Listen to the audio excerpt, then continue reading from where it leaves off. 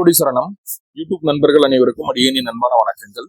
நான் உங்கள் குருமணி கண்டன் பேசுகிறேன், பொள்ளாச்சியிலிருந்து.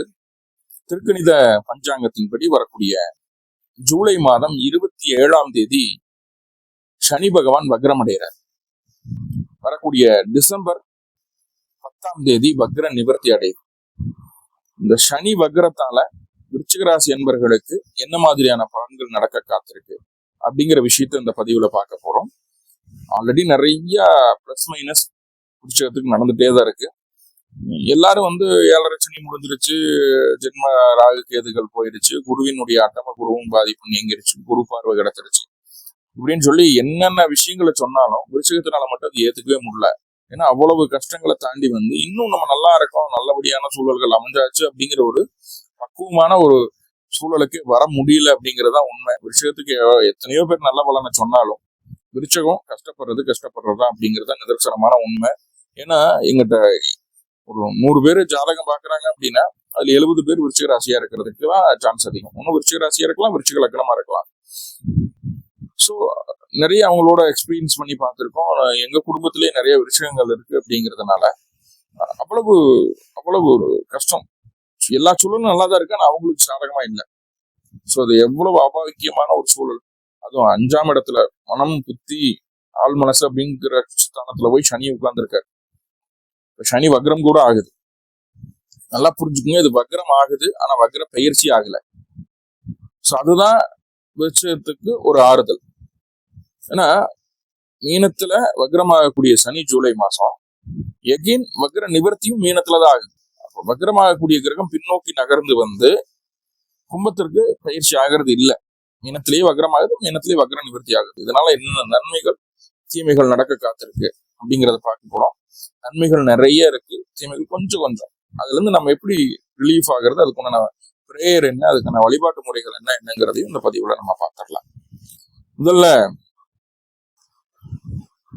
முக்கியமான நல்ல விஷயம் என்னன்னா, எந்த விருச்சிக ராசி எல்லாம் குழந்தை இல்லாம சிரமப்படுறாங்களோ, குழந்தைக்காக முயற்சி பண்றோம், IVF போறோம், IVF போறோம், இன்னும் என்னென்னமோ முயற்சிகள் பண்றோம். சித்தா, ஆயுர்வேதிக், யுனானி, ஹோமியோபதி எல்லா மெடிசனும் சாப்பிட்டாச்சு. தெய்வம் தான் அந்த கர்ப்ப ரக்ஷாம்பிகை கோயில் போயிட்டோம், அங்க போயிட்டு இங்க போயிட்டு எதுக்கும் நல்ல பலன் கிடையாது அப்படின்னு நீங்க நினைச்சிட்டு இருக்கீங்க அப்படின்னா உங்களுக்கான காலம் இது வந்தாச்சு அப்படின்னு அர்த்தம். இப்போ ஜூலை மாசம் 27ஆம் தேதியிலிருந்து டிசம்பர் 10ஆம் தேதி வரைக்கும் டைம் நோட் பண்ணி வச்சுக்கோங்க. அந்த டைம் நேச்சுரலாவே உங்களுக்கு குழந்தை பேர் கிடைப்பதற்கான வாய்ப்புகளை சொல்லுது. உங்களுடைய சுய ஜாதகத்துல 5ஆம் இடம் தொடர்பு பெற்று 5-2 தொடர்பு பெற்று தசாபுத்தி நடந்ததுன்னா கண்டிப்பா நல்லபடியான குழந்தை பேரு. ஏன்னா குழந்தை கருவுண்டாகிறது அப்படிங்கிறது இல்லாம எல்லாம் தாண்டி எல்லாத்தையும் கிராஸ் பண்ணி குழந்தை பிறந்து வீட்டுக்கு குழந்தையினுடைய நல்ல விதமான வளர்ச்சி பின்னாட்கள்லையும் இருக்கணும் இல்லையா, அது ரொம்ப முக்கியம். ஸோ அந்த மாதிரியான ஒரு அற்புதமான வாய்ப்பு இந்த காலகட்டம் காத்திருக்கு. அதுல எந்த மாற்றமும் இல்லை. குடும்பத்துல ஒரு புது உறுப்பினர் சேரத்தான் போறாரு. குழந்தைய இறக்கணும், அதுக்கான முயற்சிகள் எடுங்க. டாக்டர் அட்வைஸ் கேளுங்க. நேச்சுரலா முடியும்னா நேச்சுரலா ட்ரை பண்ணுங்க. இல்ல மெடிசன்ஸ் எடுத்துதான் பண்ண முடியும்னா மெடிசன்ஸ் எடுத்துக்கோங்க. அதுக்கான முயற்சிகள் எடுங்க, கண்டிப்பா சக்சஸ் ஆகும். IVF எதுனாலும் சரி ட்ரை பண்ணுங்க, கண்டிப்பா சக்சஸ் ஆகும், உறுதி. அதுல எந்த மாற்றமும் இல்லை. சரி, 2வது காதல் ஈடேறக்கூடிய அற்புதமான காலகட்டம். எப்படி ஈடேறும்? நம்ம சிவனே இருப்போம், நம்ம வீட்டுக்கு போய் அந்த விஷயம் தெரிஞ்சிருமா? அப்படி கிடையாது. நம்ம ஏதாவது பண்ணிடுவோம், நம்ம வீட்டுக்கு தெரியுற மாதிரி நம்மளே ஏதாவது தவறு பண்ணிடுவோம். வெளியில போறது வர்றது பிடிக்கிறது, நம்ம சொந்த பந்தங்கள் யாரோ இல்ல நம்மளோட தாய் தந்தரையோ பார்த்துருக்கலாம், வாய்ப்பு இருக்கு. அப்படி வீட்டுக்கு தெரிஞ்சு அப்புறம் எல்லா பேச்சுவார்த்தைகளுக்கு உட்பட்டு போராட்டங்களை சந்திச்சு அதுக்கப்புறம் அது திருமணத்துல போய் முடியறதுக்கு உண்டான ஒரு சூழ்நிலைகளை சொல்லுது. இது காதல் திருமணத்துக்கு மட்டும்தானா? உச்சராசிக்காரங்க பல வருஷமா பொண்ணு தேடிட்டு இருக்கோம், பல வருஷமா மாப்பிள்ளை தேடிட்டு இருக்கோம், ஒன்னும் அமைய மாட்டேங்குது அப்படின்னு நிறைய விஷயம் எடுத்தாவே அதான் கேக்குது. பொண்ணு அமைய மாட்டேது, மாப்பிள்ளை அமைய மாட்டேது, எல்லாம் சார் நல்லபடியா சம்பாதிக்கிறேன், மாசம் 3 லட்சம் 4 லட்சம் சம்பாதிக்கிறேன் சார், எனக்கு ஒன்றும் எந்த பிரச்சனையும் இல்லை, ஹெல்த்தியா இருக்கேன், 32 ஆச்சு, 35 ஆச்சு, இன்னும் கல்யாணம் ஆகல. ஈவன் ஆண்களும் கேட்கறாங்க, பெண்களும் கேட்கறாங்க.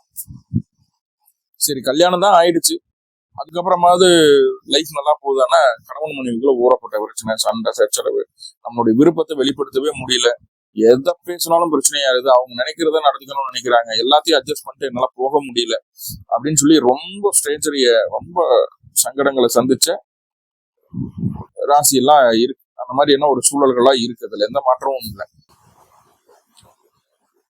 சோ இப்படிப்பட்ட சூழ்நிலைகள் எல்லாம் தாண்டி கணவன் மனைவிக்குள்ள நல்ல ஒற்றுமை ஏற்பட போகுது. திருமணம் ஆகாதவங்களுக்கு திருமணத்தை நடத்தி வைக்கிறதுக்கு உண்டான ஒரு சூழ்நிலை ஏற்படுத்துது. திருமணம் ஆகாதவங்களுக்கு திருமணத்தை நடத்தி வைக்கிறதுக்கு ஒரு சூழ்நிலை ஏற்படுத்துது. எல்லாமே உங்களுக்கு ஃபேவரா மாறதுக்குண்டான ஒரு காலகட்டத்தை இது கொடுக்குது. நல்ல விஷயம். உங்களுக்கு தகுந்த பொருத்தமான வரன் கிடைக்கும்.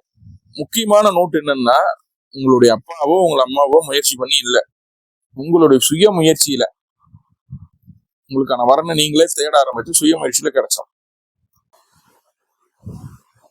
ரைட். காலி நிலம் வாங்க முடியல, வீடு வாங்க முடியல, சொத்து பத்து சேர்க்க முடியல, ஆனா கையில காசு பணம் இருக்கு. காசு பணம் இல்லைனாலும் லோனாவது பண்ணி ஒரு கையகலமாவது நிலம் வாங்கலாம்னு நினைக்கிறேன். முயற்சி எடுத்து வைக்கிற நடக்கல. வக்ரச்சனி காலகட்டம் சொத்து சேர்க்கை கண்டிப்பாக விருச்சிக ராசிக்கு உண்டு. ஆனா முயற்சி எடுத்தா மட்டும் போதும். சொத்து சேர்க்கை இல்ல, ஆபரண சேர்க்கை உண்டு. கோல்டாவது கொஞ்சம் வாங்கி வைப்பீங்க. ஆபரண சேர்க்கை ஏதாவது ஒரு சேவிங்ஸ், ஒரு அசட் உங்களுக்கு வந்து சேரும். சரி, வழக்கம் போல ஒரு ப்ரிகாஷனா ஒரு கேஷனா ஒரு விஷயம் என்ன சொல்றேன் அப்படின்னா, தயவு செஞ்சு யாருக்கும் நம்மளுக்கு ஒரு சூழலை நம்ம நல்லபடியா போகுது, நம்ம கொஞ்சம் ஃப்ரீயா இருக்கோம் அப்படின்ட்டு பழையபடி நீங்க ஆரம்பிச்சு நல்லதை நினைக்கிறோம் நல்லதை செய்யறோம் அப்படிங்கிற ஒரு லாஜிக்குள்ள போயிட்டு யாருக்கும் வாக்கு கொடுத்துடாதீங்க.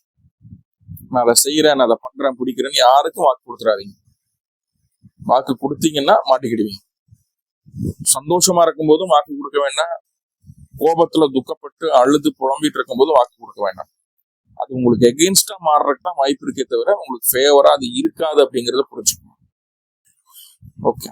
ரெண்டாவது, பிரிந்த குடும்பம் ஒன்று சேருவதற்குண்டான ஒரு சூழலை சொல்லுது. கண்டிப்பா இந்த ஜூலை மாசத்துக்கு மேல குடும்பத்துல ஏதாவது சுபகாரியங்கள் நடக்கும். குழந்தை பேர் இல்லாதவங்களுக்கு குழந்தை பேர், திருமணம் ஆகாதவங்களுக்கு திருமணம் சொன்னேன்.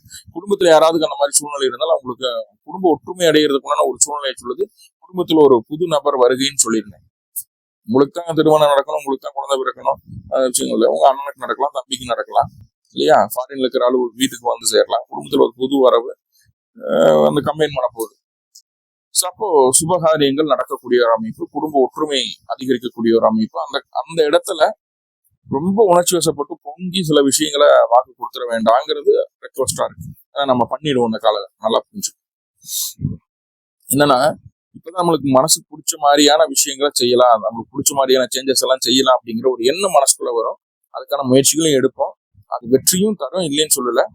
அதனால யாருக்கு எந்த பாதிப்பு இல்லாம இருக்கிற வரைக்கும் நல்லது. ரைட். ஏன்னா எல்லாத்தையும் யோசிச்சுட்டு பண்ணணும். கொஞ்சம் டைம் கிடைக்கும் போது நம்ம எல்லாம் பண்ணிடலாம் அப்படின்ட்டு பண்ணக்கூடாது அப்படிங்கிறது அடியனுடைய வேண்டுகோள். புது மாற்றங்களை தவிர்ப்பதே சிறந்தது. புது மாற்றம்னு என்ன? வேலையில மாற்றம், வீடு மாற்றம். வேலையில மாற்றம், வீடு மாற்றம். இருக்கிற வேலையை விட்டு போட்டு அடுத்த வேலையை வருது. இருக்கிற தொழில் விட்டு போது புதுசா ஏதோ ஒன்று ஆரம்பிக்கிறது. ஸோ அந்த மாதிரி மேஜர் முக்கியமான மாற்றங்களை சொல்லுது. வீடு மாற்றம்.